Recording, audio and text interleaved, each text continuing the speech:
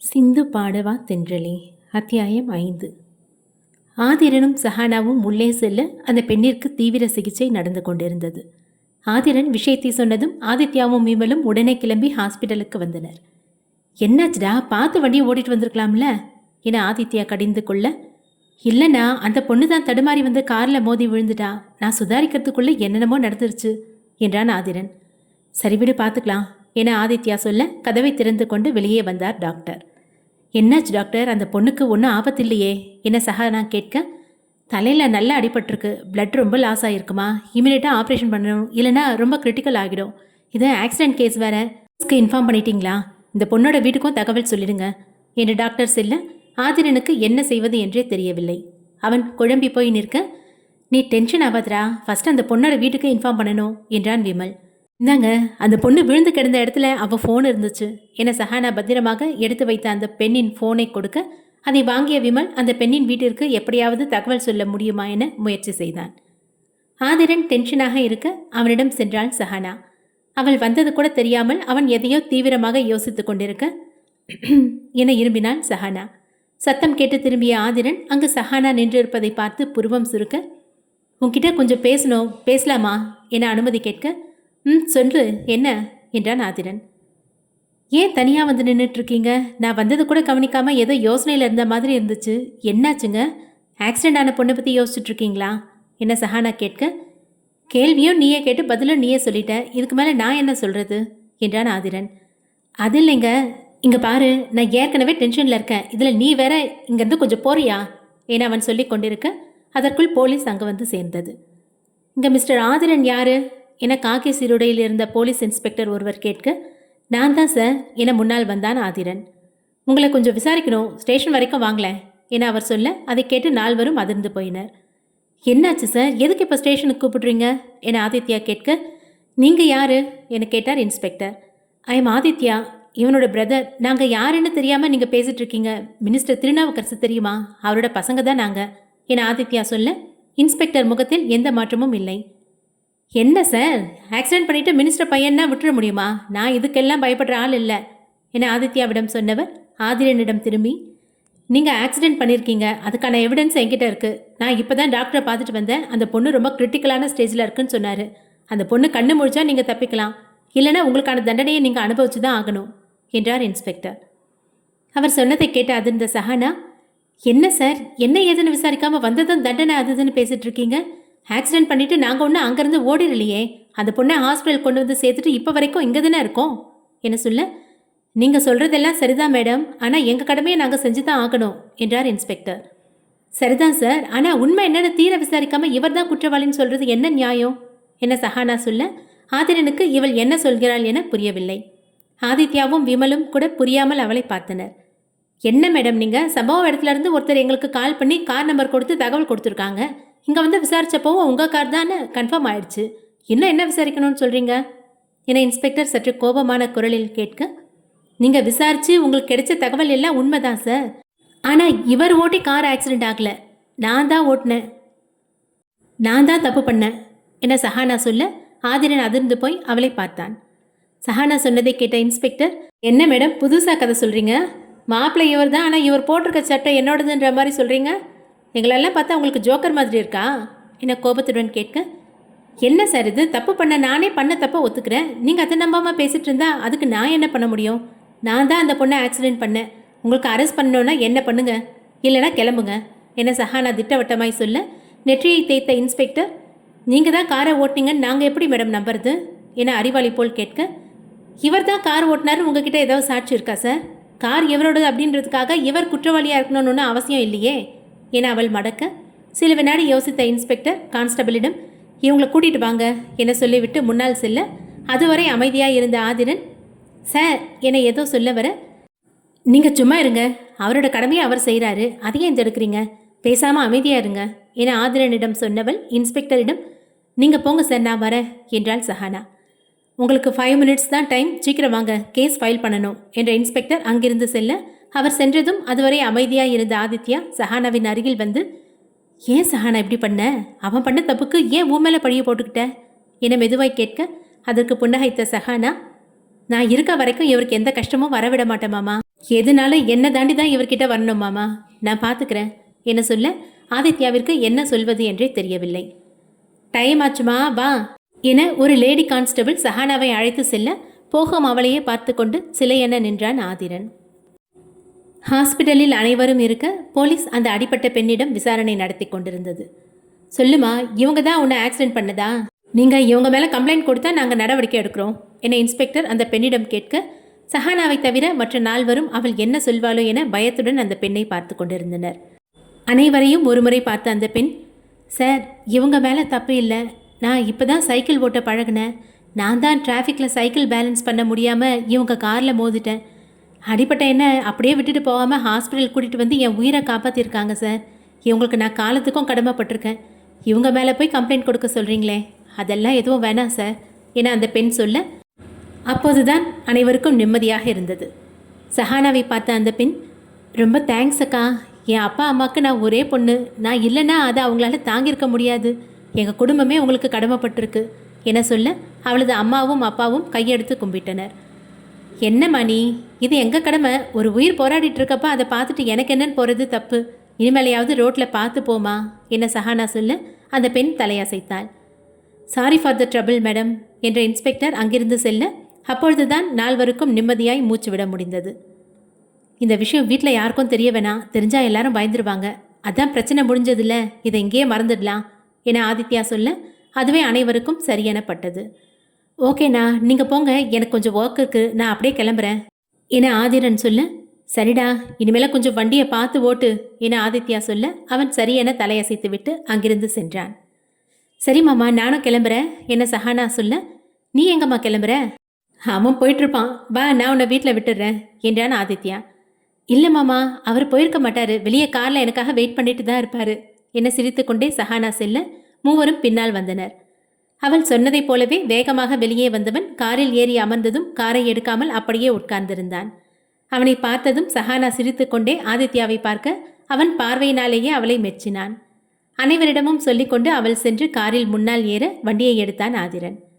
ஆதித்யாவும் விமலும் சிரித்து கொண்டே ஒருவரையொருவர் பார்த்து கொள்ள வம்சிக்கு தான் எதுவும் புரியவில்லை.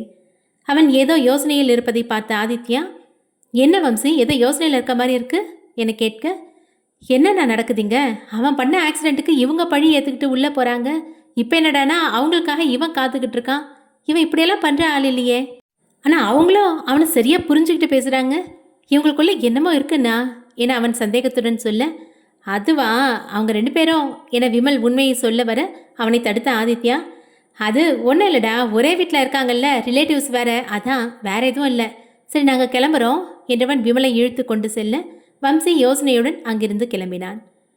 காரில் ஏறியதும் ஆதித்யாவிடம், ஏன் மாமா வம்சிக்கிட்ட உண்மையை சொல்லாமல் பேச்சை மாற்றினீங்க, அவனுக்கும் இது தெரிஞ்சால் ஏதாவது ஹெல்ப் பண்ணுவான்ல என விமல் கேட்க, இல்லைடா, வம்சி ஆதிரனோட க்ளோஸ் ஃப்ரெண்டு, ஆதிரன் கிட்ட அவனால் மறைக்க முடியாது, ஏதாவது சூழ்நிலையில் உளறிட்டான்னா தேவையில்லாத பிரச்சனை, அவனுக்கு தெரியாமல் இருக்கிறது தான் நல்லது, நீ எதுவும் அவன்கிட்ட சொல்லிடாத என்றான் ஆதித்யா. நீங்கள் சொல்கிறதும் சரிதான் மாமா, நான் தான் எதையும் யோசிக்காமல் உளர பார்த்துட்டேன் என விமல் சொல்ல ஆதித்யா சிரித்தான். ஆதிரன் அமைதியாக காரை ஓட்டி கொண்டு வர சஹானா ஜன்னல் வழியே வேடிக்கை பார்த்து கொண்டு வந்தாள். கார் நேராக பீச்சில் வந்து நிற்க சஹானா திரும்பி ஆதிரனை பார்த்தாள். என்னங்க இங்கே வந்திருக்கோம், ஆஃபீஸ் போகலையா, ஏதோ மீட்டிங் இருக்குன்னு சொன்னீங்க என கேட்டாள் சஹானா. அவள் கேட்டதற்கு அவன் பதில் எதுவும் சொல்லாமல் அவளையே பார்த்து கொண்டிருக்க, என்ன ஆச்சுங்க, ஏன் அப்படி பார்க்குறீங்க என சஹானா கேட்க, உன்கிட்ட கொஞ்சம் பேசணும், அதான் இங்கே வந்தேன் என ஆதிரன் நிதானமாய் சொல்ல, பேசணுமா, சரி அதை காரில் வரப்பவே பேசியிருக்கலாமே, ஆஃபீஸ் போகிறதுக்கு லேட் ஆகிடும்ல என்றாள் சஹானா. அதெல்லாம் ஒன்றும் இல்லை, நான் பார்த்துக்கிறேன், எனக்கு சில டவுட்ஸ் இருக்குது, அதுக்கான பதிலை நீ தான் சொல்லணும், எனக்கு யோசிச்சு யோசிச்சு தலையே வெடிக்கிற மாதிரி இருக்குது என ஆதிரன் சொல்ல, என்னாச்சுங்க, தலை வலிக்குதா, டாக்டரை போய் பார்க்கலாமா என பதறி போய் கேட்க அவள் கண்களில் இருந்த வேதனையை பார்த்த ஆதிரன், இதை தான் கேட்குறேன், எனக்கு ஒன்றுனா நீ ஏன் பதற, நான் பண்ண தப்புக்கு நீ ஏன் பழியை ஏற்றுக்கிட்டு ஜெயிலுக்கு போகிற, நீ ஒரு பொண்ணு, ஜெயிலுக்கு போனால் உன் வாழ்க்கை என்ன ஆகுன்னு கொஞ்சம் கூட யோசிக்காமல் ஏன் அந்த முடிவு எடுத்த, யாரும் சும்மா இதை செய்ய மாட்டாங்க, எனக்கும் உனக்கும் என்ன சம்பந்தம் சொல்லு என கேட்க அவன் கேட்டதற்கு என்ன சொல்வது என தெரியாமல் சஹானா தவித்தாள். அவள் அமைதியாக இருப்பதை பார்த்த ஆதிரன், நான் கேட்டதுக்கு பதில் சொல்லு, இப்படி அமைதியாக நின்னா என்ன அர்த்தம், எனக்காக ஏன் அதெல்லாம் பண்ண சொல்லு என கேட்க, இதில் என்னங்க இருக்கு? நீங்கள் என் அக்காவோட கொழுந்தனாரு, என்னோட பாஸ் வேற. உங்கள் ஸ்டேட்டஸ்க்கு ஜெயிலுக்கெல்லாம் போயிட்டு வந்தால் அது நல்லா இருக்குமா? நீங்களே இப்போ தான் குணமாகி வந்திருக்கீங்க. ஏன் தேவையில்லாத பிரச்சனைன்னு தான் நான் அப்படி பண்ணேன். அதுவும் இல்லாமல் நான் ஆதித்யா மாமாவுக்கு ரொம்ப கடமைப்பட்டிருக்கேன். நீங்கள் ஜெயிலுக்கு போனால் அதை மாமாவால் தாங்க முடியாது. அவருன்னு இல்லை, மொத்த குடும்பமும் கஷ்டப்படும். ஏற்கனவே உங்களுக்கு ஆக்சிடெண்ட் ஆனதில் எல்லாரும் வருத்தத்தில் இருக்காங்க. இப்போ மறுபடியும் இப்படி ஒரு விஷயம்னு கேள்விப்பட்டால் எல்லாரும் எவ்வளோ ஃபீல் பண்ணுவாங்க? எனக்குன்னு ஃபீல் பண்ண சொல்லிக்கிற அளவுக்கு யாரும் கிடையாது. எனக்கு ஒன்றுனா அது என்னோட போயிடும். அதனால தான் நான் அப்படி செஞ்சேன் என்ன சஹானா சொல்ல, எதையோ எதிர்பார்த்து காத்திருந்தவன் முகம் சஹானா இவ்வாறு சொன்னதும் வாடி போனது. இருந்தாலும் தன்னை சமாளித்து கொண்டு, அப்போ வேற எந்த காரணமும் இல்லை அப்படி தானே என்ன சஹானாவை பார்த்து கேட்க, எதுவும் இல்லை என தலையை குனிந்து கொண்டு சொல்ல, கைகளை இறுக்கி மூடியவன் கண்கள் கோபத்தில் சிவக்க, போலாம் வா என்றான் ஆதிரன். அவனது கோபத்தை கண்டவள், என்னங்க அது என அவள் ஏதோ சொல்ல வர அதை பொருட்படுத்தாமல் போய் காரில் ஏறி அமர்ந்தான். தயங்கியபடி சஹானா வந்து ஏறியதும் காரை எடுத்தவன் புழுதி பறக்க அங்கிருந்து கிளம்பினான். வானத்தில் தெரிந்த முழு நிலவையே பார்த்து கொண்டு நின்றிருந்தாள் சஹானா. வழக்கமாக ஒவ்வொரு மாதமும் பௌர்ணமி அன்று மொட்டை மாடியில் நின்று முழு நிலவை ரசிப்பது அவளுக்கு பிடித்தமான ஒன்று. இன்று பார்வை நிலவை நோக்கி இருந்தாலும் சிந்தனை முழுவதும் காலையில் நடந்த விஷயத்தை சுற்றியே இருந்தது. அருகில் காலடி சத்தம் கேட்க திரும்பி பார்த்தாள் சஹானா. இங்கே என்ன பண்ணிட்டு இருக்கீங்க என சிரித்து கொண்டே வந்தான் வம்சி. பதிலுக்கு புன்னகைத்த சஹானா, நீங்களா? நான் வேற யாரோன்னு நினச்சேன் என சற்றே ஏமாற்ற குரலில் சொல்ல, வேற யாரோவா? ஏன் யாரையாவது எதிர்பார்த்து இருந்தீங்களா என்ன என கேட்டான் வம்சி. ஆதிரனை எதிர்பார்த்ததை அவனிடம் எப்படி சொல்வது என நினைத்தவள், என் அக்கா தான் வராளோன்னு நினச்சேன், வேற ஒன்றும் இல்லை, சொல்லுங்க நீங்கள் என்ன இந்த நேரத்தில் இங்கே என சஹானா கேட்க, இன்னைக்கு பௌர்ணமி இல்லை, பௌர்ணமி நிலாவை பார்த்துட்டே இருக்கிறது எனக்கு ரொம்ப பிடிக்கும், அதான் மேலே வந்தேன். மேலே வந்தால் நீங்கள் வானத்தையே பார்த்துட்டு நின்றுட்டுருக்கீங்க என்றான் வம்சி. அது எனக்கும் பௌர்ணமி இப்போ நிலாவை பார்க்கறதுனா ரொம்ப பிடிக்கும், அதான் என்றாள் சஹானா. பாடுறா, நமக்குள்ளே என்ன ஒரு பொருத்தம் என வம்சி சிரிக்க, சஹானாவிற்கு அங்கிருந்து போய் விடுவது நல்லதென தோன்ற, சரிங்க நீங்கள் பாருங்க நான் கீழே போகிறேன் என அவள் சொல்ல போக, ஏங்க ஒரு நிமிஷம் நில்லுங்க என அழைத்தான் வம்சி. சொல்லுங்க, நான் உங்ககிட்ட ஒன்று கேட்கணும், கேட்டால் தப்பாக நினைக்க மாட்டிங்களே? இல்லை கேளுங்க. உங்களுக்கு ஆதிரன் மேலே அப்படி என்ன அக்கறை? அவன் செஞ்ச தப்புக்கு நீங்கள் ஏன் தண்டனை அனுபவிக்கிறேன்னு போனீங்க என வம்சி கேட்க, அவர் எனக்கு தாலி கட்டின புருஷன் என சொல்ல நினைத்தவள், அவர் ரொம்ப பெரிய பிஸ்னஸ்மேன், ஸ்டேட்டஸ் பார்க்குறவர், ஜெயிலுக்கெல்லாம் போனால் அது அவரை ரொம்ப பாதிக்கும். நான் இந்த குடும்பத்துக்கு ரொம்ப கடமைப்பட்டிருக்கேன், அதனால தான் அந்த பழியை நான் ஏற்றுக்கிட்டேன் என விளக்கம் தந்தாள் சஹானா. அவ்வளோதானா, வேற எதுவும் இல்லையா? நான் கூட என்னவோன்னு நினச்சி பயந்துட்டேன் என அவன் மைண்ட் வாய்ஸ் என நினைத்து சத்தமாக சொல்ல, அதை கேட்ட சஹானா, வேற என்ன நினச்சிங்க என்றாள். அதெல்லாம் ஒன்றும் இல்லை, சும்மா தான் என சமாளித்தான் வம்சி.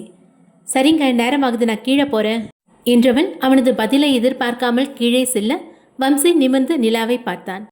வழக்கத்தை விடவும் இன்று நிலா மிக அழகாக இருப்பது போல் தோன்றியது அவனுக்கு. கீழே இறங்கி வந்த சஹானா தனது அறையை நோக்கி செல்ல, யாரோ வரும் சத்தம் கேட்டு வாசல் பக்கம் திரும்பி பார்க்க, அங்கு தள்ளாடியபடி ஏதோ உளறிக்கொண்டு நடந்து வந்தான் ஆதிரன். தள்ளாடியபடி நடந்து வந்தவன் கீழே விழப்போக ஓடிப்போய் அவனை தாங்கி பிடித்தாள் சஹானா. அவன் குடித்திருப்பது நன்றாக தெரிய அவனை அப்படியே தாங்கியபடி யாரும் பார்க்கும் முன் அவனது அறைக்கு அழைத்துச் சென்றாள். அறைக்கு சென்றதும் கதவை சாத்தியவள் அவனை பெட்டில் அமர வைக்க அப்படியே பெட்டில் சாய்ந்தான். அவனது காலில் போட்டிருந்த ஷூவை கழட்டியவள் அவனை நேராக படுக்க வைத்தாள். அவனை அந்த நிலைமையில் பார்க்கவே கஷ்டமாக இருந்தது அவளுக்கு. அவன் குடிப்பான் என்று இன்றுதான் அவளுக்கு தெரியும். அவனை நினைத்து அழுதவள் அவன் ஏதோ உளறுவது தெரிய மெல்ல அவனின் காதருகில் குனிந்தாள். நீ ஏன்டே அப்படி சொன்ன? நான் உனக்கு வெறும் பாஸ் மட்டும்தானா?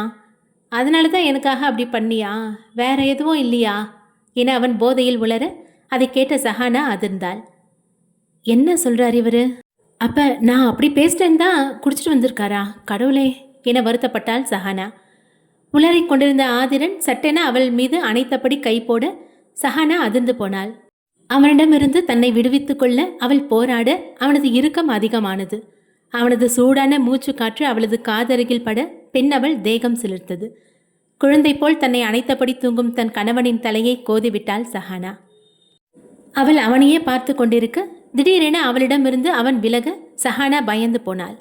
தான் தலையை தடவியதற்கு ஏதோ சொல்லுவானோ என நினைத்து பயந்து போய் அவனை பார்க்க, அவளை சில வினாடிகள் பார்த்தவன் பெட்டிலிருந்து எழுந்து கீழே போனவன் திடீரென வாந்தி எடுக்க சஹானா பதறிப்போனாள்.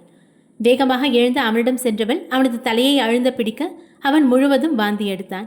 வயிற்றிலிருந்து அனைத்தும் வெளிவந்துவிட அவன் தளர்ந்து போய் பெட்டில் விழுந்தான். அதை சுத்தம் செய்துவிட்டு கைகளை கழுவி கொண்டு வந்தவள் அவனது சோர்ந்த முகத்தை பார்த்ததும் அவனுக்கு சாப்பிட ஏதாவது கொண்டு வரலாம் என நினைத்தவள் நேராக கீழே கிச்சனுக்கு சென்றாள். ஃப்ரிட்ஜில் இருந்த தோசை மாவை எடுத்தவள் அடுப்பை பற்ற வைத்து தோசை ஊற்றினாள். தோசை சுட்டு முடித்தவள் அதை ஒரு பிளேட்டில் போட்டு அதை எடுத்துக்கொண்டு மேலே ஆதிரன் அறைக்கு சென்றாள். அவன் இன்னமும் போதையில் ஏதோ உளறிக் கொண்டிருக்க அவனை மெல்ல உட்கார வைத்தவள் கொண்டு வந்த தோசையை அவனுக்கு ஊட்டிவிட்டாள். அவன் அரை மயக்கத்தில் அவள் கொண்டு வந்ததை சாப்பிட்டு முடிக்க கையில் கொண்டு வந்த பாலையும் குடிக்க வைத்தாள். அவன் அதனையும் குடித்து முடிக்க அப்படியே படுக்க வைத்தவள் பெட்ஷீட் எடுத்து அவனுக்கு போர்த்தி விட்டாள். அவனின் முகத்தை பார்த்தவள் என்ன நினைத்தாலோ குனிந்து அவனது நெற்றியில் அழுத்தமாக முத்தமிட்டாள். அவன் தூக்கத்தில் நெளிய சத்தம் வராமல் கதவை சாத்திவிட்டு எதிரே இருந்த அவளது அறைக்கு சென்றாள். அழகாக விடிந்தது அடுத்த நாள் காலை பொழுது. வழக்கமாக அதிகாலையில் எழும் ஆதிரன் இன்று காலை வெகு நேரமாகியும் தூங்கிக் கொண்டிருந்தான். சூரிய ஒளி சுல்லென முகத்தில் அடிக்க மெதுவாக கண்களை திறந்தவன் எழுந்து அமர்ந்தான். தலை பாரமாக இருக்க நெற்றியில் கை வைத்து தேய்த்து கொண்டிருந்தான். சே, என்ன இப்படி தலை வலிக்குது? இதுக்கு முன்னே இந்த மாதிரி வலிச்சது இல்லையே. வலி தாங்க முடியல. ஒரு லெமன் டீ குடித்தா பெட்டராக இருக்கும் என நினைத்து கொண்டிருக்க அவன் முன் டீ கப்பை நீட்டினாள் சஹானா. அவளை பார்த்ததும் நேற்று அவள் சொன்னது நினைவு வர கோபத்தில் அவனது முகம் இறுகியது. அவளை நிமிர்ந்து பார்த்தவன், என்னது இது என கேட்டான். Lemon tea. நான் இப்போ உன்னை கேட்டனா? தேவையில்லாமல் அட்வான்டேஜ் எடுத்துக்காத என எரிந்து விழுந்தவன் எழுந்து பாத்ரூம் செல்ல போக, ஹலோ ஹலோ ஸ்டாப். உங்ககிட்ட அட்வான்டேஜ் எடுக்கணும்னு எனக்கு ஒன்றும் அவசியம் இல்லை. அத்தை தான் கொடுத்து விட்டாங்க, இல்லைன்னா நான் ஏன் கொண்டு வந்து தரப்போகிறேன் என்று வாயில் வந்த பொய்யை சொன்னாள். அப்பொழுதும் அவளை நம்பாத பார்வை பார்த்தவன், என் மேலே இருக்க கோவத்தில் நீ வர வழியில் இதில் ஏதாவது கலந்து கொண்டு வந்தாலும் வந்திருப்ப. எனக்கு வேணாம், எடுத்துகிட்டு போ என்றவன் மீண்டும் நெற்றியை பிடித்து கொண்டு அமர்ந்தான். ஃப்ளாஸ்கில் இருந்ததை ஒரு கப்பில் ஊற்றி கொஞ்சமாக குடித்தவள் பிறகு இன்னொரு கப்பில் ஊற்றி இப்போ குடிங்க என நீட்டினாள். தலைவலி அதிகமாக இருந்ததால் அதற்கு மேல் அவளிடம் விவாதம் செய்யாமல் அதை வாங்கி குடித்தான். அவனையே பார்த்து கொண்டு அவள் குடிக்க அதை உணர்ந்தவன், இப்போ எதுக்கு என்ன இப்படி பார்க்குற என கடுப்பாகி கேட்க, ஏன் கண்ணு நான் பார்க்குறேன். என்ன இவ இன்னைக்கு இவ்வளோ தைரியமாக பேசுகிறா? என்னவா இருக்கும்? நைட் இவகிட்ட எதுவும் உளறி வச்சிட்டோமோ என நினைத்தவன் அவளை நிமிர்ந்து பார்க்க அவளும் அவனையே பார்த்தாள். ஏய், என்ன வேணும் உனக்கு? அதான் டீ கொடுத்துட்டல்ல, கிளம்பு என எரிந்து விழ, இப்போ எதுக்கு இப்படி எரிஞ்சு விழறீங்க? டீ குடிச்சிட்டு கப்பை கொடுங்க போகிறேன் என சொல்ல உடனே வேக வேகமாக டீயை குடித்தவன் கப்பை அவளிடம் நீட்டினான். அவள் அதை வாங்காமல் மறுபடியும் அவனையே பார்க்க, இப்போ என்னடி உனக்கு பிரச்சனை? ஏன் இப்படி நின்றுட்டுருக்க என சலிப்பாய் கேட்டான் ஆதிரன். இப்போ என்ன சொன்னீங்க என அவள் சந்தோஷத்துடன் கேட்க, ஏன் காது செவிடாயிருச்சா? உனக்கு நான் சொன்னது கேட்கலையா என்ன என்றான் ஆதிரன். அதெல்லாம் விடுங்க, நீங்கள் சொன்னதை இன்னொரு தடவை சொல்லுங்க என மறுபடியும் ஆர்வமாய் கேட்க, நீ என்ன லூஸா இல்லை லூஸ் மாதிரி நடிக்கிறியா என சந்தேகமாய் கேட்டான் ஆதிரன். அவன் சொன்னதை கேட்டு அவனை முறைத்த சஹானா, ஒரு தடவை சொல்கிறதுனால இப்போ என்ன ஆகிடப்போகுது, சொல்லுங்க ப்ளீஸ் என அவள் சொல்ல, அதெல்லாம் சொல்ல முடியாது என சொல்லிவிட்டு அவன் டவல் எடுத்துக்கொண்டு குளியல் அறைக்குள் சென்றான். இப்படி சொன்னால் விட்டுருவனா? வெளியில் வந்து தானே ஆகணும் என்றவள் அப்படியே பெட்டில் அமர்ந்தாள். சிறிது நேரத்தில் குளியல் அறை கதவு திறக்க, நான் கேட்டதுக்கு பதில் தெரியாமல் இங்கேருந்து போக மாட்டேன் என கத்திக்கொண்டே அங்கே சென்றவள் அவன் நின்றிருந்த கோலத்தை பார்த்து அதிர்ந்து நின்றாள். இடுப்பில் டவல் மட்டும் கட்டிக்கொண்டு வெற்று மார்புடன் நின்றிருந்தவனை கண்டதும் அதிர்ச்சியானவள், ஐயோ கடவுளே என கையினால் கண்களை மூடிக்கொண்டாள். அறிவில்லை, இப்படி தான் வந்து நிற்பியா என அவன் எரிந்து விழ, உங்களுக்கு அறிவு இருந்தால் ஒரு பொண்ணு இருக்க ரூமில் எப்படியா வந்து நிற்பீங்க என அவள் சொல்ல, அதை கேட்டு கோபமான ஆதிரன் அவளின் கையை பிடித்து இழுக்க இதை எதிர்பாராதவள் கீழே விழப்போக அவளை இடுப்போடு சேர்த்து அணைத்தான். அவள் மிரண்டு போய் அவனை இமைக்காமல் பார்க்க அவளின் கண்களை கண்டவன் என்ன நினைத்தானோ தன் இதழால் அவளது இதழை சிறை செய்தான். நீண்ட நேரமாக இந்த இதழ் யுத்தம் தொடர முதலில் அதிர்ச்சியிலிருந்து நிதானத்துக்கு வந்த சஹானா அவனை தள்ளிவிட்டு அங்கிருந்து வெளியே ஓடினாள். அவள் சென்றதும் தான் செய்த காரியத்தின் வீரியத்தை உணர்ந்தவன் சஹானாவை எப்படி எதிர்கொள்வது என தெரியாமல் தவித்தான். கீழே வந்த சஹானாவால் இன்னும் நடந்த அதிர்ச்சியிலிருந்து வெளியே வர இயலவில்லை. அங்கு வந்து தேவகி, என்னாச்சுமா, ஏன் ஒரு மாதிரி நின்றுட்டுருக்க, உடம்பு எதுவும் சரியில்லையா என கேட்க, அதெல்லாம் ஒன்றும் இல்லத்த, நான் நல்லா தான் இருக்கேன் என்றால் திக்கி திணறி. சரிம்மா, ஹாலில் எல்லாரும் இருக்காங்க, இந்த காஃபி கொண்டு போய் கொடு என நீட்ட, நானா? நீ தான், எல்லாம் நம்ம வீட்டு ஆளுங்க தான், போமா என தட்டை கொழுத்து விட்டு செல்ல வேறு வழியின்றி அதனை எடுத்துக்கொண்டு ஹாலுக்கு வந்தாள். ஹாலில் வீட்டு ஆண்கள் பேப்பர் படித்து கொண்டிருக்க சஹானா அனைவருக்கும் காஃபி கொண்டு போய் நீட்டினாள். அனைவரும் ஒரு புன்னகையுடன் அதை எடுத்துக்கொள்ள கடைசியாக அங்கிருந்த செண்பகத்திடம் காஃபியை நீட்ட அவரும் காஃபியை எடுக்காமல் அவளை நிமிர்ந்து பார்த்தார். அவர் என்ன சொல்வாரோ என சஹானா உள்ளுக்குள் பயந்து போக சில வினாடி அவளது முகத்தை பார்த்தவர் எதுவும் சொல்லாமல் காஃபியை எடுத்துக்கொண்டார். அப்பொழுதுதான் அவளால் நிம்மதியாக மூச்சு விட முடிந்தது. தேவகியும் சந்தியாவும் உள்ளே டிஃபன் ரெடி பண்ணி கொண்டிருக்க அங்கு சென்றாள் சஹானா. நான் எதுவும் ஹெல்ப் பண்ணட்டுமாக்கா என சந்தியாவிடம் கேட்டாள் சஹானா. நீ இங்கே என்ன பண்ணுற? உனக்கு வேலைக்கு போகிறதுக்கு டைம் ஆச்சுல்ல, போய் கிளம்பு. ஆதிரன் ரெடியாகி வந்துடுவான், அப்புறம் அவன் அவசரப்படுவான் என்றார் தேவகி. அத்தை, நான் கேபில் போய்க்கிறேனே என தயக்கத்துடன் சஹானா கேட்க, ஏண்டி ஆதிரன் கூட போகிறதுக்கு உனக்கு என்ன என கேட்டாள் சந்தியா. அதெல்லாம் ஒன்றும் இல்லைக்கா, நாங்கள் ஒன்றா போனால் கம்பெனியில் தேவையில்லாத பிரச்சனை வரும், அதான் என ஏதோ ஒரு காரணத்தை சொல்ல அதை கேட்ட தேவகி, அதெல்லாம் ஒரு பிரச்சனையும் வராது, ஆதித்யா அங்கே எல்லார்கிட்டையும் சொல்லிட்டான், அதனால் நீ தேவையில்லாமல் பயப்பட வேண்டாம், அவன் கூடவே போய்க்கலாம், இப்போ போய் கிளம்பு என கண்டிப்பாய் சொல்ல சஹானாவிற்கு என்ன சொல்வதென்றே தெரியவில்லை. அவள் இன்னமும் தயங்கி நிற்க, நீ இன்னும் போகலையா? போய் கிளம்புமா, லேட்டானா அவன் திட்டுவான் என தேவகி சொல்லிக் கொண்டிருக்கும் போதே மேலே இருந்து இறங்கி வந்தான் ஆதிரன். அவனை பார்த்ததும் சஹானா திரும்பி நின்று கொண்டாள். அவன் கோட் சூட்டுடன் கம்பெனி போவதற்கு ரெடியாகி இறங்கி வருவதை பார்த்த தேவகி, என்னப்பா இன்னைக்கு நேரமாகவே கிளம்பி வந்துட்ட, நீ வழக்கமாக போகிறதுக்கு இன்னும் டைம் இருக்கே என கேட்க, அது அது ஒரு முக்கியமான மீட்டிங்மா, உடனே போகணும், நான் ஈவினிங் வந்து பேசுகிறேனே என செல்ல போக, ஒரு நிமிஷம்ப்பா, சஹானாவையும் கூட்டிகிட்டு போ, அவளும் உன் கம்பெனிக்கு தானே வரா, உன் கூடவே கூட்டிகிட்டு போ என்றார் தேவகி. இல்லைம்மா, எனக்கு முக்கியமான வேலை இருக்குது, அதுவும் இல்லாமல் கம்பெனி ஸ்டாஃபு கூட ஒன்றா போனால் தேவையில்லாமல் பிரச்சனை வரும், நான் கிளம்புறேன் என்றவன் சஹானாவை திரும்பியும் பார்க்காமல் அங்கிருந்து செல்ல சஹானாவிற்கு என்னவோ போல் இருந்தது. அடுத்து தேவகி எதுவும் கேட்கும் முன் போய்விட வேண்டும் என நினைத்த சஹானா அங்கிருந்து ரூமிற்கு ஓட தேவகியும் சந்தியாவும் ஒருவரை ஒருவர் பார்த்து கொண்டனர். என்னம்மா இவ ஏதோ பிடி கொடுக்காம பேசுகிறான், அவன் என்னடான்னா முகத்தை கூட நிமிந்து பார்க்காம போகிறான், ஏதாவது பிரச்சனையாக இருக்குமா என தேவகி கேட்க, அதெல்லாம் இல்லாத, நீங்கள் ஏதோ நினச்சிட்டு இருக்காதீங்க, நான் சஹானா கிட்ட என்னன்னு கேட்டு பார்க்குறேன் என்றாள் சந்தியா. கம்பெனிக்கு வந்த ஆதிரன் நினைவு முழுவதும் காலையில் நடந்ததை சுற்றியே இருந்தது. அவன் மீது அவனுக்கே கோபமாக வந்தது. அவன் மனசில் தான் எதுவும் இல்லைன்னு சொல்லிட்டாளே, அப்புறம் ஏன்டா அப்படி நடந்துக்கிட்ட? அவள் உன்னை பற்றி என்ன நினைப்பா? கேவலமாக நினைக்க மாட்டா? இனி ஒரு தடவை இப்படி நடக்காமல் பார்த்துக்கணும், முடிஞ்ச வரைக்கும் அவளை விட்டு விலகி இருக்கணும் என முடிவெடுத்தவன் அன்றைய மெயில்களை செக் பண்ண ஆரம்பித்தான். ஆனால் பாவம், அன்றே சஹானாவை தேடி அலையப் போகிறான் என அவன் அறியவில்லை. சென்னையின் மத்தியில் இருந்தது ஆதிரன் கன்ஸ்ட்ரக்ஷன்ஸ். அந்த வழியில் செல்பவர்கள் நின்று ஒரு முறையாவது அந்த கம்பெனியை பார்த்துவிட்டு செல்வார்கள். அந்த அளவுக்கு பெரியதாக மிக பிரம்மாண்டமாக கட்டப்பட்டிருந்தது அந்த கட்டிடம். பல கம்பெனிகளையும் பின்னால் தள்ளி இப்பொழுது நம்பர் 1 இடத்தில் இருக்கிறது. இந்த கம்பெனி முன் ஆட்டோவில் வந்து இறங்கினாள் சஹானா. ஆட்டோவிற்கு பணத்தை கொடுத்து அனுப்பியவள் நிமிர்ந்து ஒருமுறை கம்பெனியை பார்த்தாள். கம்பெனி நல்லா பெருசாக தான் இருக்கு என எண்ணியவள் கம்பெனிக்குள் சென்றாள். வாசலில் இருந்து அவளது நண்பர் பிள்ளையாரை கண்டவள் சந்தோஷத்துடன் அவரை பார்க்க சென்றாள். பிள்ளையாரப்பா, நீ கூட இருக்கன்னு தைரியத்தில் தான் நான் இதில் இறங்கியிருக்கேன். நான் என் புருஷன் கூடவே இருக்கணும், அவர் மனசில் நான் இடம் பிடிக்கணும், அதுக்கு இதுதான் வழின்னு இங்கே வந்திருக்கேன். நீ என்ன நினைக்கிறேன்னு புரியுது, பொய் சொல்லிட்டு வரேன்னு தானே நினைக்கிற. இது நீ எனக்கு கொடுத்த வாழ்க்கை, அதை காப்பாற்றிக்க தான் நான் இதை துணிஞ்சு செய்கிறேன். என் கூட இருந்து என்னை பார்த்துக்கணும். உனக்கு வாரம் தவறாமல் 100 தேங்காய் உடைக்கிறேன். உன் பிறந்த நாளுக்கு உனக்கு பிடிச்ச கொழுக்கட்டை செஞ்சு படையல் போடுறேன். நான் சொன்னதை மறந்துடாதப்பா என கண்களை மூடி வேண்டியவள் மெல்ல அடியெடுத்து உள்ளே சென்றாள். 1000த்திற்கும் மேற்பட்டோர் தங்களது வேலையை பார்த்து கொண்டிருந்தார்கள். வேலையில் ஏதேனும் தவறு செய்தால் ஆதிரனின் கோபத்துக்கு ஆளாக வேண்டும் என அனைவரும் தத்தம் பணிகளை சிரத்தையுடன் செய்து கொண்டிருந்தார்கள். யாராவது நிமிர்ந்து பார்ப்பார்களா என அவள் எதிர்பார்க்க ஒரு தலை கூட நிமிரவில்லை.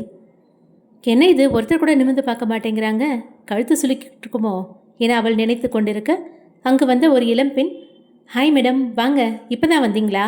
நான் கொஞ்சம் ஒர்க்கில் இருந்தேன், அதான் நீங்கள் வந்ததை கவனிக்கல, ஐ எம் சாரி என சொல்ல அவள் யார் என தெரியாமல் மொழித்தாள் சஹானா. அவளை பார்த்து சிரித்த அந்த பெண், சாரி, நான் யாருன்னு சொல்லாமல் என் பாட்டுக்கு பேசிகிட்டே இருக்கேன் பாருங்க, ஐ எம் ஹேமா என கைகளை நீட்ட ஆதித்யா சொன்னது நினைவுக்கு வர பதிலுக்கு கை நீட்டியவள் ஐ எம் சஹானா என சிரித்தாள். ஆதித்யா சார் சொன்னார் நீங்கள் வருவீங்கன்னு, உங்களுக்கு இங்கே என்ன ஹெல்ப் வேணும்னாலும் என்னை தயங்காமல் கேளுங்க என ஹேமா சொல்ல சஹானா தலையசைத்தாள். என்ன ஹேமா மேடம், ஆஃபீஸ் டைமில் நின்றுட்டு அரட்டை அடிச்சிட்ருக்கீங்க என கணேஷ் கேட்க, சார் இவங்க என ஹேமா சொல்ல வர, எனக்கும் தெரியுமா, இப்போ இங்கே ஒர்க் பண்ணுறதுக்கு தானே வந்திருக்காங்க, வெட்டியாக நின்று பேசிகிட்டு இருக்காம 2 பேரும் போய் அவங்கவுங்க ஒர்க்கை பாருங்க என திட்ட, ஓகே சார் என்ற ஹேமா அங்கிருந்து செல்ல சஹானாவும் அவளுடன் போக, மேடம் ஒரு நிமிஷம் என கணேஷ் கூப்பிட இருவரும் நின்றனர். உன்னை நிற்க சொல்ல, நீ கிளம்பு என ஹேமாவை பார்த்து சொல்ல அவள் சஹானாவை ஒருமுறை பார்த்துவிட்டு அவளது இடத்திற்கு சென்றாள். அவள் சென்றதும் அவன் சஹானாவை மேலிருந்து கீழ் வரை பார்க்க அவன் பார்வையின் அர்த்தத்தை அறிந்த சஹானா அவனை முறைத்தாள்.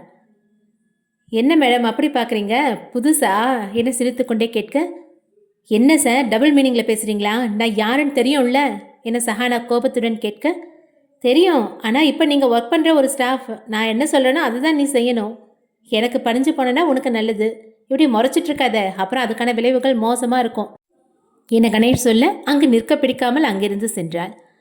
போகும் அவளையே பார்த்து கொண்டு கணேஷ் நிற்க அங்கு வந்த பிரேமா, என்ன சார் ரொம்ப சந்தோஷமாக இருக்க மாதிரி தெரியுது என அவனை உரசியபடி கேட்க, கண்ணுக்கு குளிர்ச்சியாக பார்க்குறப்ப சந்தோஷம் வரதானே செய்யும் என கணேஷ் சிரிக்க, சார் அது நம்ம எம்டி ஒய்ஃப், அவங்கள போய் என்ன பிரேமா தயங்க, நான் ஒருத்தர் மேலே கண்ணு வச்சா அது யாராக இருந்தாலும் தப்பிக்க முடியாது, இவ மேலே எனக்கு இப்போ ஆசை வரல, இவங்க கல்யாண ரிசப்ஷனில் பார்த்ததுமே எனக்கு பிடிச்சி போச்சு, இப்போ எனக்கு ஒரு சான்ஸ் கிடச்சிருக்கு, இதை விட்டுவினா என்ன என சிரிக்க, அதனை உங்கள் பார்வையிலேருந்து யாராவது தப்பிக்க முடியுமா என சிரித்தாள் பிரேமா.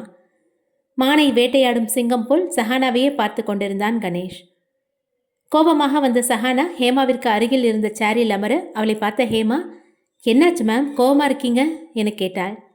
எல்லாம் அவனால தான், அவன் எப்பவும் இப்படி தானா என கோபம் சற்றும் குறையாமல் சஹானா கேட்க, அவள் யாரை சொல்கிறாள் எதற்கு சொல்கிறாள் என புரிந்த ஹேமா சுற்றிலும் ஒரு தடவை பார்த்தவள், ஆமாம் மேம், அவன் சொன்னதை செய்யலைன்னா ஒர்க் ப்ரெஷர் கொடுத்து டார்ச்சர் பண்ணுவான், அவனுக்கு பயந்தே 3 பொண்ணுங்க வேலையை விட்டு போயிட்டாங்க என கவலையுடன் சொன்னாள். இதை உங்கள் எம்டி கிட்ட போய் சொல்லாம்ல, அவர்கிட்ட பேசுகிற தைரியம் இங்கே யாருக்கும் இல்லை மேடம், அப்படியே போனாலும் கணேஷ் ஏதாவது பண்ணி அவங்கள சார்கிட்ட திட்டு வாங்க வச்சுருவான், இதை இப்படியே விடக்கூடாது, இங்கேருந்து போகிறதுக்குள்ளே இதுக்கு ஒரு முடிவு பண்ணுறேன் என சஹானா சொல்ல ஹேமா அவளை பார்த்து புன்னகைத்தாள். ஹேமாவும் சஹானாவும் கம்பெனி விஷயமாக பேசிக்கொண்டிருக்க அங்கு வந்தாள் நிரூபா. இங்கே என்ன பண்ணிகிட்ருக்கீங்க, உங்களுக்கு என்ன ஒர்க் சொல்லியிருக்காங்க என சஹானாவை பார்த்து கேட்க, ப்ராஜெக்ட் டிசைனர் அண்ட் சாரோட பிஏ என்றாள் சஹானா. கையில் கொண்டு வந்த சில ஃபைல்களை அவளிடம் நீட்டிய நிரூபா, இந்தாங்க இதில் நியூ ப்ராஜெக்டோட டீட்டெயில்ஸ் இருக்குது, சார் உங்களை இதை ரெஃபர் பண்ணிவிட்டு நாளைக்கு இதோட டிசைனை கொடுக்க சொன்னாங்க என சொன்னவள் வந்த வேலை முடிந்தது என அங்கிருந்து நகர, நிரூபா ஒரு நிமிஷம் என ஹேமா அழைக்க நிரூபா திரும்பி பார்த்தாள். சஹானா மேடமை சாரோட பிஏவா தானே அப்பாயின்மெண்ட் பண்ணியிருக்காங்க என ஹேமா கேட்க அவளை முறைத்த நிரூபா, சார் தான் டிசைன் ரெடி பண்ண சொன்னார், கம்பெனி பற்றி தெரிஞ்சுக்க சொன்னார், இன்னும் கொஞ்ச நாள் போகட்டோன்னு பிஏவா இருக்கட்டும்னு சொன்னார், போதுமா என்றால் சற்றே கோபமாய். நான் ஆதிரனை பார்க்கணும் என சஹானா கேட்க, அவர் இப்போ யாரையும் பார்க்க முடியாதுன்னு சொன்னார், அப்புறம் ஒரு விஷயம், இது உங்கள் வீடு இல்லை ஆஃபீஸ், அவர் இப்படி நேம் சொல்லி கூப்பிடாதீங்க, எல்லாரும் கூப்பிடுற மாதிரி சாருன்னு கூப்பிடுங்க என கோபமாய் சொன்ன நிரூபா அங்கிருந்து செல்ல சஹானா அதிர்ந்து போய் நின்றாள். அவளை பாவமாய் பார்த்த ஹேமா, அவள் அப்படிதான் மேம், நீங்கள் இதெல்லாம் பெருசாக எடுத்துக்காதீங்க என சொல்ல அவளை பார்த்து புன்னகைத்தாள் சஹானா. அதெல்லாம் எதுவும் இல்லை, என்னோட சூழ்நிலை அப்படி இருக்குது, இதுவும் கடந்து போகும். அம்மா யார் இந்த பொண்ணு என சஹானா விசாரித்தாள். அவள் பேர் நிரூபா, அவள் தான் சாரோட பிஏவா இருக்கா என்றாள் ஹேமா. ஓ அது சரி, என் மேலே அவளுக்கு என்ன இவ்வளோ கோபம், நான் இவளை பார்த்தது கூட இல்லை, அப்படி இருக்கப்போ இவ்வளோ கோபமா என் மேலே என்றாள் சஹானா புரியாமல். அது மேம் என ஹேமா சொல்ல தயங்க, முதல்ல இப்படி மேம் மேம்னு சொல்கிறத விடுங்க, என சஹானானே கூப்பிடுங்க என்றாள் சஹானா. இல்லை அது எப்படி, நீங்கள் எம்டி ஒய்ஃபு உங்களை என மேலும் தயங்க, நான் இப்போ உங்கள் எம்டி ஒய்ஃபாக இங்கே வரல, உங்களை மாதிரி நானும் இங்கே வேலை பார்க்கறதுக்கு தானே வந்திருக்கேன், அதனால் இந்த மேம் கேம் எல்லாம் வேணாமே ப்ளீஸ் என சஹானா சோகமாய் சொல்ல, அப்போ ஒரு கண்டிஷன் என ஹேமா சீரியஸாய் சொல்ல, என்னது என்றால் சஹானா புரியாமல். நீங்கள் என்ன இப்படி வாங்க போங்கன்னு சொல்லக்கூடாது, வா போன்னு தான் சொல்லணும் என முகத்தை சீரியஸாய் வைத்து கொண்டு சொல்ல அதை கேட்ட சஹானா, சே இவ்வளோதானா, நான் என்னவோன்னு நினச்சேன், சரி ஹேமா இனி நீ சொன்ன மாதிரியே கூப்பிடுறேன், இப்போ சொல்லுங்க அந்த பொண்ணுக்கு என் மேலே என்ன கோவம் என்றாள் சஹானா. அது அவ என இன்னும் தயங்க, ஏன் இவ்வளோ தயங்குற, என்னன்னு தயங்காமல் சொல்லுப்பா என சஹானா தைரியம் மூட்ட, அவ ஆதிரன் சாரை லவ் பண்ணுறா என ஒருவாறு சொல்லி முடித்தாள் ஹேமா. சொல்லிவிட்டு சஹானாவை நிமிர்ந்து பார்க்க அவளும் அதிர்ச்சியில் இருந்தாள். அவள் எதுவும் பேசாமல் அமைதியாக இருக்க அவளது தோளில் ஆதரவாக கை வைத்த ஹேமா, எனக்கு புரியுது, ஒரு ஒய்ஃபா உனக்கு இது கஷ்டமாக இருக்கும் என சொல்ல அதிர்ச்சியிலிருந்து வெளிவந்த சஹானா, லவ் பண்ணுறாளா, அவருக்கு இது தெரியுமா? அவரும் என மேலும் கேட்க தயங்க, அவள் எதற்கு தயங்குகிறாள் என புரிந்த ஹேமா, நீ பயப்படுற மாதிரியெல்லாம் எதுவும் இல்லை. இவ தான் அவரை லவ் பண்ணுறா. ஜாடமாடியா அவர்கிட்ட சொல்லியும் பார்த்துட்டா. ஆனால் சார் கொஞ்சம் கூட பிடி கொடுக்கவே இல்லை. உங்களுக்கு கல்யாணம் ஆனதுக்கு அப்புறம் கூட சாரை விட மாட்டேன்னு சொல்லிட்டு இருந்தா. இப்போ சார் கல்யாணம் ஆன விஷயத்த மறந்துட்டாருன்னு தெரிஞ்சதும் அவர் எப்படியாவது அவள் பக்கம் கொண்டு வரணும்னு நினச்சிட்டு இருக்கா. அப்படி இருக்கப்ப நீ இப்படி திடீர்னு இங்கே வேலைக்கு வருவேன்னு அவள் எதிர்பார்க்கல. அதான் உன்னை பார்த்ததும் கோபமாக பேசிட்டு போயிட்டா என அனைத்தையும் சொல்லி முடிக்க முழுவதும் கேட்ட சஹானா சிரித்து கொண்டே, ஓ ஒன் சைடில் வா, பண்ணட்டும் பண்ணட்டும் என சொல்ல அவள் சிரிப்பதை பார்த்த ஹேமா, என்ன இவ இப்படி ஒரு விஷயத்தை கேட்டுட்டு சிரிச்சிட்டு இருக்கா? அது சில பைத்தியத்துவம் பிடிச்சிருச்சோ என மனதில் நினைக்க அவள் மனதை படித்ததைப் போல, என்ன ஹேமா அதிர்ச்சியில் பைத்தியத்துவம் பிடிச்சிருச்சோன்னு பார்க்குறியா என கேட்க முதலில் மேலும் கீழும் தலையாட்டிய ஹேமா அப்புறம் இல்லை என தலையாட்டினாள். நீ நினைக்கிறது புரியுது. அவரை பற்றி எனக்கு தெரிஞ்சதுனால தான் சிரித்தேன், வேற ஒன்றும் இல்லை. ஃப்ரீயாக விடு, சரிவா ஒர்க்கை போய் பார்க்கலாம் என சஹானா சொல்ல இருவரும் அவரவர் இடத்திற்கு சென்றனர். ஆதிரன் தனது அறையிலேயே குட்டி போட்ட பூனை போல் நடந்து கொண்டிருந்தான். அவள் வந்துட்டாளா இல்லையா? வந்திருந்தா இந்நேரம் இங்கே வந்திருப்பாள்ல என நினைத்தவன், எப்படி வருவா? காலையில் நான் பண்ண காரியத்துக்கு என் முன்னாடி எப்படி வருவா? சே, மருந்து சாப்பிட்றப்ப குரங்க நினைக்கக்கூடாதுன்னு சொல்கிற மாதிரி அவளை பற்றி நினைக்கக்கூடாது, அவளை பார்க்கக்கூடாதுன்னு முடிவு பண்ணதுக்கு அப்புறம் தான் அவன் நினைப்ப அதிகமாக வருது என முன்னுக்கு பின்னாக யோசித்தவன் யாரோ வரும் சத்தம் கேட்க சேரில் போய் அமர்ந்தான். கதவை நீக்கி கொண்டு உள்ளே வந்தாள் நிருபா. அன்றைய மீட்டிங் பற்றின தகவல்களை அவள் விளக்கி கொண்டிருக்க அவனது எண்ணம் முழுவதும் சஹானா மேலேயே இருந்தது. நிருபா பாட்டிற்கு சொல்லிக் கொண்டிருந்தவள் எதையோ கேட்டு அவனது முகத்தை பார்க்க அப்பொழுதுதான் அவன் தான் சொன்னதை கவனிக்கவில்லை என்பதை அறிந்தவள், சார் சார் என கொஞ்சம் சத்தமாக கூப்பிட, ஆ சொல்லு சஹானா என ஆதிரன் சொல்ல அதை கேட்ட நிருபா அதிர்ந்தாள். கண்ணு முன்னாடி நான் நிற்கிறேன், ஆனால் அவள் பேரை சொல்கிறாரு. அப்போ இவ்வளோ நேரமும் அவளை பற்றி தான் நினச்சிட்டு இருந்திருப்பார் போல. இப்படி அவர் தண்ணியே மறந்து அவளை நினைக்கிறது சரியில்லையே. இப்படி போனால் நான் நினைக்கிறது நடக்காது. இதுக்கு ஒரு வழி பண்ணணும் என முடிவு செய்தவள் முகத்தை சிரித்த மாதிரி வைத்துக்கொண்டு, சஹானாவா, நான் நிருபா சார் என அவள் சிரிக்க பதிலுக்கு சிரித்து சமாளித்த ஆதிரன், சாரி ஏதோ நினைப்பில் சொல்லிட்டேன், எனக்கு கொஞ்சம் தலைவலிக்குது, லீவ் மீ அலோன் என சொல்ல, தலைவலிக்குதா, என்ன சார் ஆச்சு? நான் வேணா மருந்து போட்டு விடட்டுமா என அவனை நெருங்க கையை தடுத்து அவளை நிறுத்தியவன், லிசன், உன் வேலை என்னமோ அதை மட்டும் பாரு, தேவையில்லாததெல்லாம் செய்ய வேணாம், உன் லிமிட்டுக்குள்ளே இரு அப்படின்னு உன்கிட்ட பல தடவை சொல்லிட்டேன். இனி ஒரு தடவை இப்படி நடந்தால் நான் சும்மா இருக்க மாட்டேன், கெட் அவுட் என ஆதிரன் கத்த ஃபைல்களை எடுத்துக்கொண்டு அங்கிருந்து நகர்ந்தாள் நிருபா. கதவு வரை சென்றவள் நின்று ஆதிரனை திரும்பி பார்க்க அவன் மறுபடியும் ஏதோ யோசனையில் இருந்தான். என்னையே வெளியே போக சொல்றியா? அவளை நினச்சிட்டு தானே என்கிட்ட எப்படி பேசுகிற? அவளை என்ன பண்ணுறேன் பாரு என மனதில் நினைத்தவள் கோபமாக சஹானாவை தேடி சென்றாள். லஞ்ச் டைம் ஆனதால் ஹேமா சஹானாவை தேடி செல்ல சோகமே உருவாய் உட்கார்ந்திருந்தாள் சஹானா. ஏய் என்னது இது என மலை போல் குவிந்திருந்த ஃபைல்களை பார்த்து கேட்க, கொஞ்ச நேரத்துக்கு முன்னாடி நிருபா வந்து இதெல்லாம் கொடுத்துட்டு இன்னைக்கு ஈவினிங்குள்ளே இதெல்லாம் செக் பண்ணி ரெஃபரன்ஸ் எடுத்து வைக்கணும்னு சொல்லிட்டு போயிட்டா என சோகமாய் சொன்னாள் சஹானா. வந்த அன்னைக்கு இப்படி கொடுத்தா எப்படி? உன்னை நியூ ப்ராஜெக்ட்டுக்கு தானே டிசைன் பண்ண சொன்னாங்க, இவையே இவ்வளோ ஃபைல்ஸை கொண்டு வந்து கொடுத்துட்டு போயிருக்கா என கேட்டாள் ஹேமா. நானும் அதை தான் கேட்டேன், அதுக்கு சார் தான் கொடுக்க சொன்னாருன்னு சொல்லிட்டு போயிட்டா என சஹானா சொல்ல சில நிமிடம் யோசித்த ஹேமா, இப்படி பண்ணா எப்படி என உற்சாகமாய் சொல்ல, எப்படி என ஆர்வத்துடன் கேட்டாள் சஹானா. நீ நேராக போய் சார்கிட்ட என்னன்னு கேட்டுரு என ஹேமா சந்தோஷமாய் சொல்ல சஹானாவின் முகம் வாடியது. அவளது சோர்ந்து போன முகத்தை பார்த்த ஹேமா, என்னாச்சு, ஐடியா நல்லா இல்லையா? நீ சார்கிட்ட போய் கேட்கறது தான் நல்லது, இல்லைனா இவ எப்படியே நிறைய வேலை கொடுத்துட்டு இருப்பா, சொன்னா கேளு என சொல்ல காலையில் நடந்ததை நினைத்து பார்த்த சஹானா, இல்லை ஹேமா, என்னால் அவரை பார்க்க முடியாது, என்னை பார்த்தா அவர் கோவப்படுவார் என்றாள். அட அதுக்கு நீ இப்படி எத்தனை நாளைக்கு கொடுமை அனுபவிப்ப? இதெல்லாம் ஆரம்பத்திலேயே சரி பண்ணிடணும், இல்லைனா பின்னாடி ரொம்ப கஷ்டமாயிடும். அவள் சொல்கிறதெல்லாம் நீ கேட்குறான்னு இன்னும் என்ன வேணாலும் பண்ணுவா, சொல்கிறத கேளு, சாரை போய் பார்த்து பேசு என ஹேமா சொல்ல சஹானா யோசிக்க ஆரம்பித்தாள். சில நிமிடம் யோசித்தவள், நீ சொல்கிறதும் சரிதான், நான் போய் அவர்கிட்ட இதை பற்றி பேசுகிறேன் என சொல்ல, குட், வா சாப்பிட போகலாம் என்றாள் ஹேமா. இல்லை ஹேமா, நான் போய் அவரை பார்த்துட்டு உடனே வந்துடுறேன், நீ சாப்பிடு. பரவாயில்ல, நான் வெயிட் பண்ணுறேன், நீ போய் பேசிட்டு வா என ஹேமா சொல்ல சஹானா ஆதிரன் அறைக்கு சென்றாள். கதவு வரை சென்றவள் உள்ளே போக தயங்கி நிற்க அங்கே வந்து ஆஃபீஸ் பியூன், என்ன மேடம் இங்கே நின்றுட்டுருக்கீங்க என கேட்க, சாரை பார்க்கணுன்னா அதான் என்றாள் சஹானா. அவர் சாப்பிட வெளியே போயிட்டாரு மேம் என பியூன் சொல்ல, அப்படியாண்ணா, நான் கவனிக்கல, அவர் வந்ததுக்கு அப்புறம் பார்த்துக்கிறேன் என சொன்னவள் தனது இடத்திற்கு சென்றாள். போன உடனே சஹானா வருவதை பார்த்த ஹேமா, என்னாச்சு போனதும் வந்துட்ட, அதுக்குள்ளே சாரை பார்த்துட்டியா என கேட்க, இல்லை ஹேமா, அவர் சாப்பிட போயிட்டாரு, வந்ததுக்கு அப்புறம் தான் போய் பார்க்கணும் என்றாள் சஹானா. ஓ அப்படியா, சரி வா போய் சாப்பிடலாம் என ஹேமா சொல்ல இருவரும் சாப்பிட சென்றனர். வம்சி தனது அறையில் பாட்டு கேட்டு நடந்து கொண்டிருக்க அவனை தேடிக்கொண்டு வந்தாள் ஹரிணி. அவனின் அறை வாசலில் நின்றவள் கதவை தட்ட வம்சி திரும்பி பார்த்தான். ஹரிணி ரூம் வாசலில் நின்று கொண்டிருப்பதை பார்த்து புருவம் சுருக்கியவன், என்ன விஷயம் ஹரிணி என கேட்க, உள்ள கூட வர சொல்ல மாட்டீங்களா என்றாள். உள்ள வா என வம்சி சொல்ல உள்ளே நுழைந்தாள் ஹரிணி. இப்போ சொல்ல என்ன விஷயம்? அன்னைக்கு நான் சொன்னதை பற்றி நீங்கள் என்ன முடிவு பண்ணியிருக்கீங்க என ஹரிணி ஒரு எதிர்பார்ப்புடன் அவனது முகத்தை பார்க்க, அதான் நான் அன்னைக்கே சொல்லிட்டேனே, போய் படிக்கிற வேலையை பாருன்னு என்றான் வம்சி. அவன் அப்படி சொன்னதும் சட்டென கண்களில் கண்ணீர் வர அதை துடைத்தவள், என்ன ஏன் உங்களுக்கு பிடிக்கல சொல்லுங்க, நான் அழகா இல்லையா இல்லை என்கிட்ட பணம் தான் இல்லையா ஹரிணி கேட்க, அவள் சொன்னதை கேட்டு கோபம் அடைந்த வம்சி, அறிவு இல்லை என்றான் கோபத்துடன்.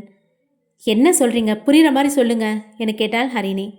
உனக்கு மண்டையில் அறிவில்லைன்னு சொன்னேன், அப்படி இருந்திருந்தா அன்னைக்கு மூஞ்சிக்கு நேரம் அப்படி சொல்லியும் கூட இப்படி வந்து நின்றுட்டுருப்பியா? என்ன சொன்ன? என்ன சொன்ன? பணம் இல்லையாவா? பணத்தை பார்த்து மயங்கி லவ் பண்ணுவேன்னு நினச்சிட்டியா?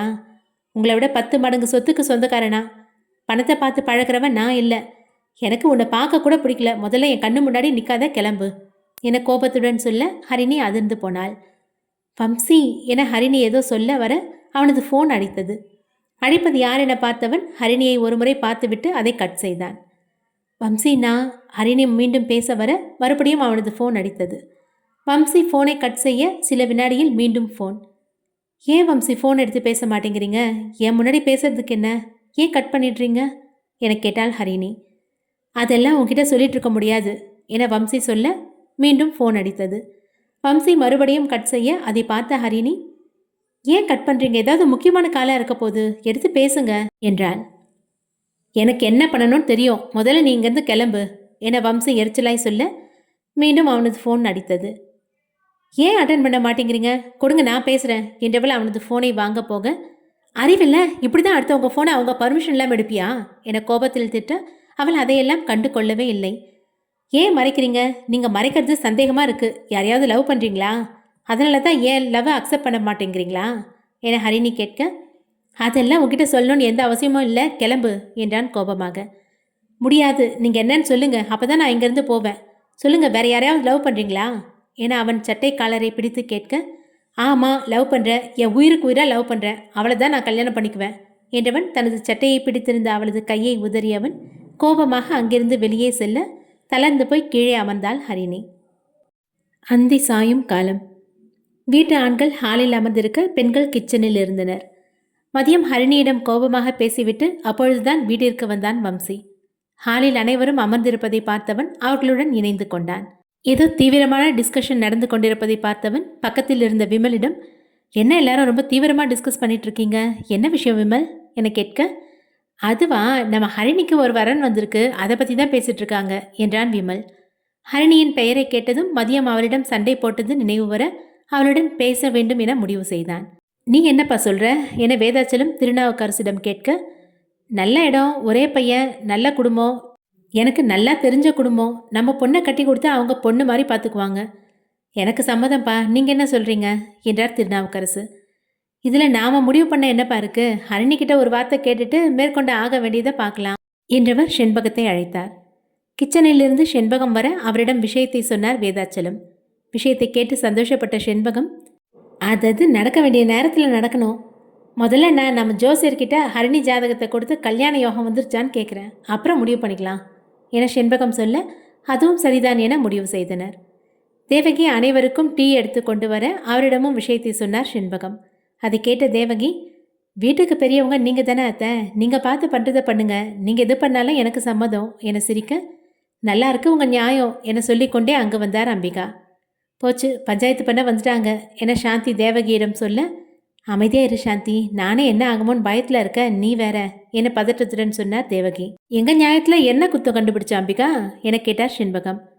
பின்ன என்னம்மா, ஹரிணிக்கு மூத்தவ என் பொண்ணு ஷாலினி, அவள் கல்யாணத்துக்கு என்ன ஒரு வழி பண்ணலை, அதுக்குள்ளே அவளுக்கு இளையவ ஹரிணிக்கு மாப்பிள்ளை பார்த்தா என்ன அர்த்தம்?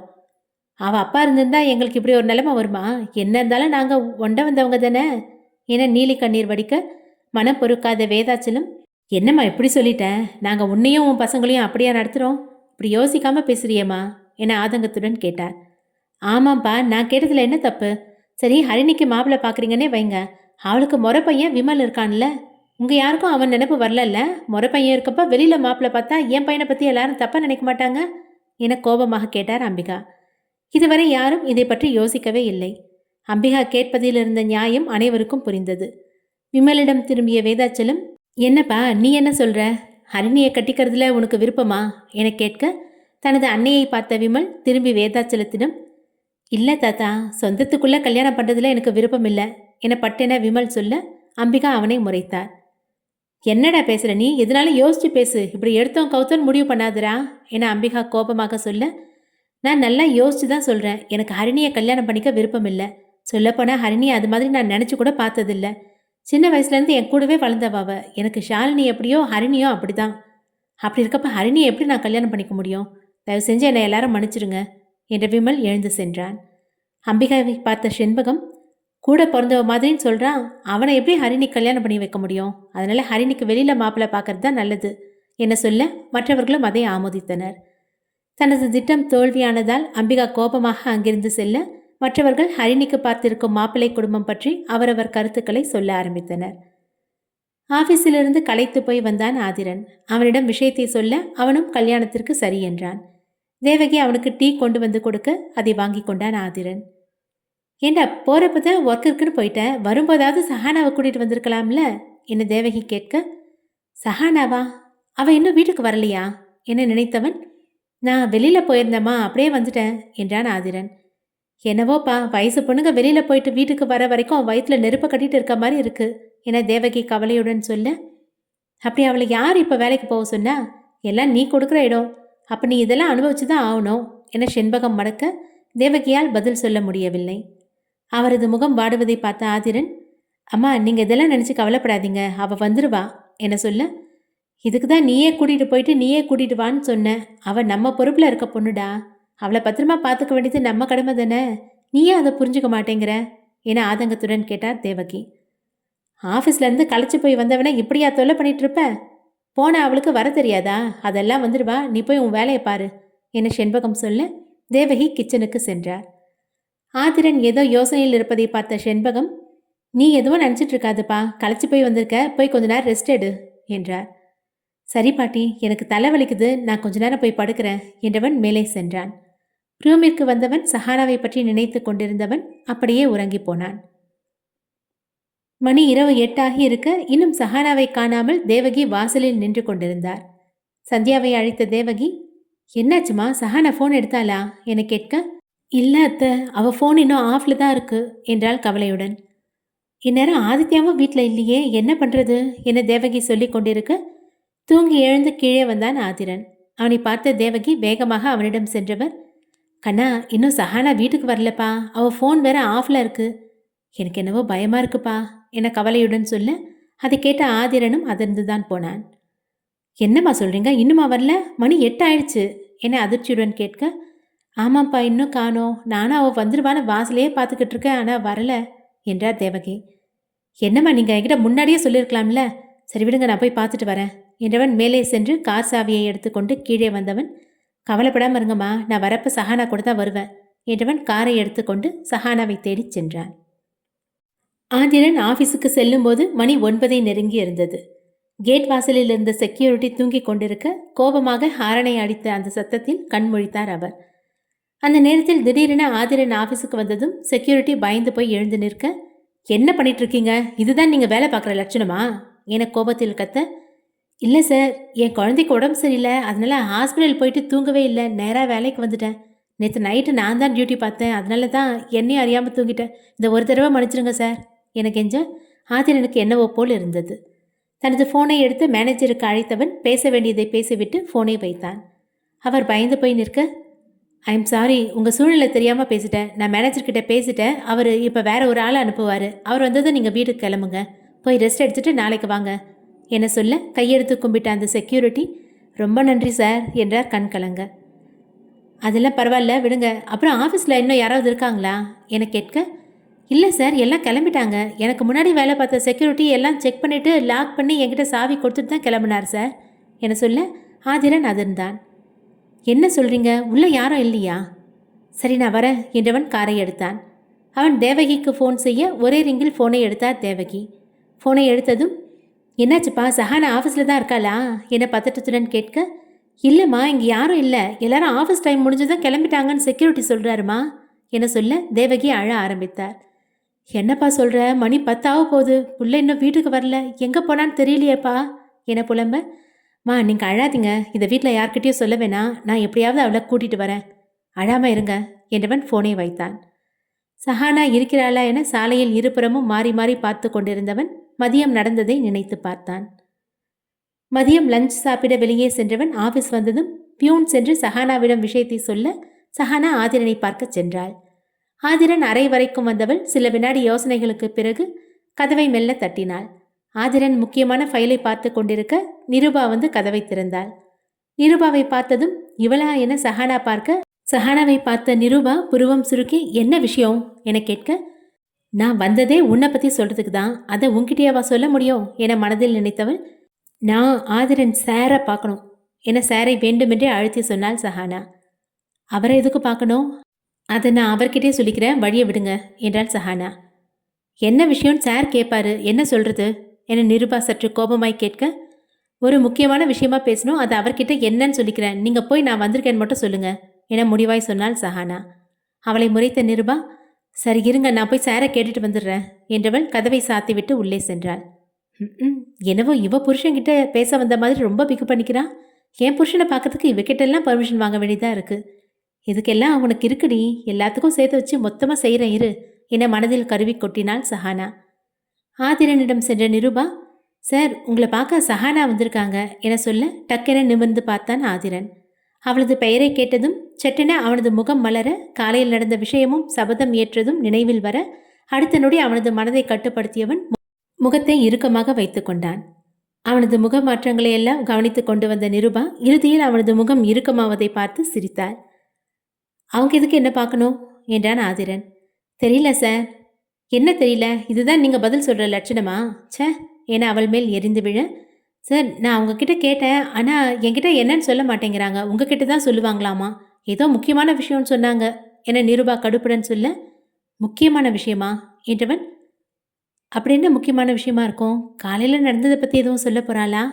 அப்படி அவள் கேட்டால் நான் என்னன்னு சொல்கிறது? நான் ஏன் அப்படி பண்ணேன்னு எனக்கே தெரியல. அப்படி இருக்கப்ப அவகிட்ட நான் என்ன விளக்கம் சொல்கிறது?